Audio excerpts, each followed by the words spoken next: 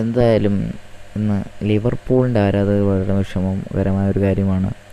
കാരണം ലിവർപൂളിൻ്റെ അവസാന മത്സരമാണ്, ക്ലോപ്പിൻ്റെയും അവസാന മത്സരമാണ്. മത്സരം കഴിഞ്ഞാൽ താൻ പടിയിറങ്ങുമെന്ന് നേരത്തെ പറഞ്ഞതാണ് ക്ലോപ്പ്. അപ്പോൾ ക്ലോപ്പിൻ്റെ ഭാവിയെപ്പറ്റി ക്ലോപ്പ് ഇപ്പോൾ പറഞ്ഞിട്ടുണ്ട്. ഫാബ്രിസിയോ റൊമാനോ അടക്കം റിപ്പോർട്ട് ചെയ്തിട്ടുണ്ട്. ഇതൊരു ലോങ് സീസണാണ് തീർച്ചയായും. ഇതിവിടെ കൊണ്ട് അവസാനിക്കുകയാണ്. എൻ്റെ ഇംഗ്ലണ്ട് ജീവിതം ഇവിടെ കൊണ്ട് അവസാനിക്കുകയാണ്.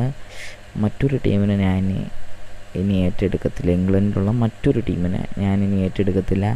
ഞാൻ ഇവിടെ ഇനിയും നിന്നായിരുന്നെങ്കിൽ അതിൽ ഒരു മൂല്യമില്ല എന്ന് വ്യക്തമായി പറയുന്നു ക്ലോപ്പ്. എന്തായാലും ക്ലോപ്പ് നിരവധി നേട്ടങ്ങൾ കൊടുത്തിട്ടുള്ളതാണ്.